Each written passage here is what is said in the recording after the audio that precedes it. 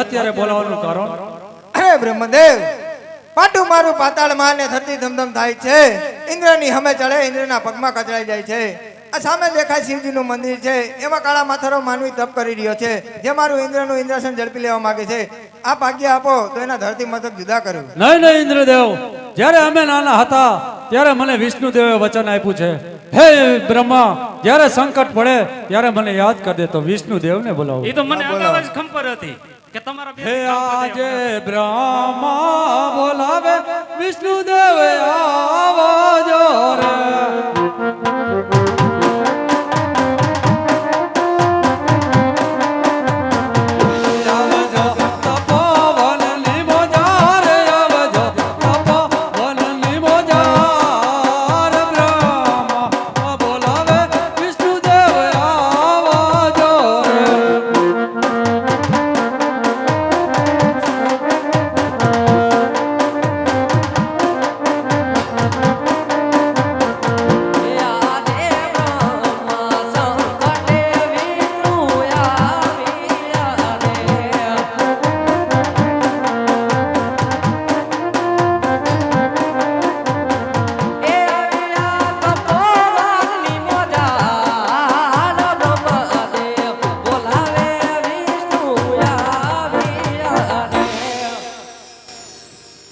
અરે કહો દેવ બ્રહ્મા અત્યારે બોલાવવાનું કારણ?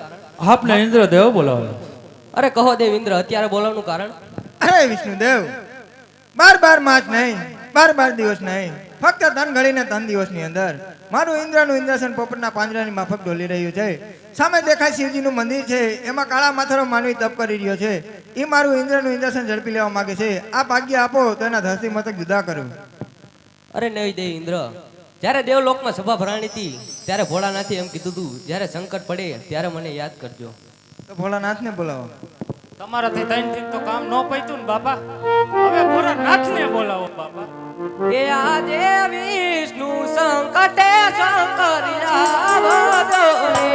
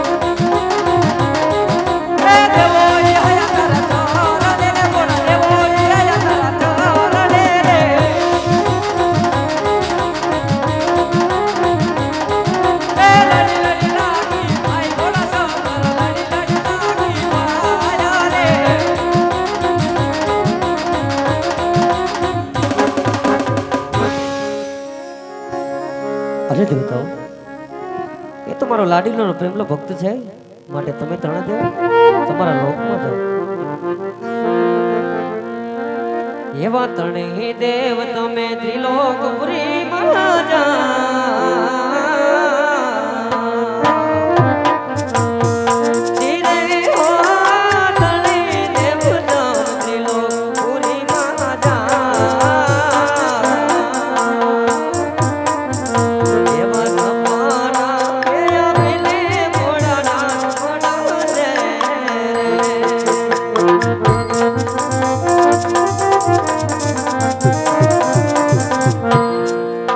એવા ત્રણેય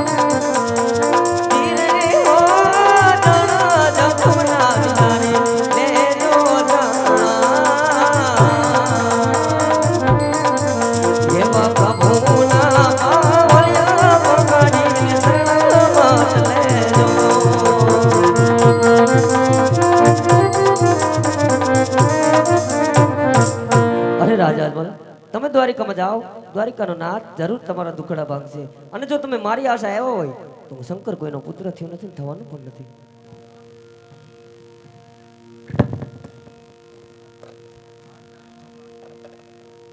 પૂજારી મહારાજ. હા બાપા. એ બાપુ, હા હા બોલો. મને ભોળાનાથના દર્શન થયા બાપુ. ભોળાનાથના? હા બાપુ. શું કીધું? ભોળાનાથે કહ્યું બાપુ, રાજુ યજમાન જો તારે પુત્રની પ્રાપ્તિ કરવી હોય તો દ્વારિકા જા. હા. દ્વારિકાનો નાથ અખિલ બ્રહ્માંડનો માલિક જરૂરથી દુઃખનું નિવારણ કરશે બાપુ. તમારું? હા બાપુ. તમારું દુઃખ ભાંગશે? હા બાપુ. તમારું દુઃખ ભાંગશે, અમારા શું ગોઠણ ભાંગશે બાપા?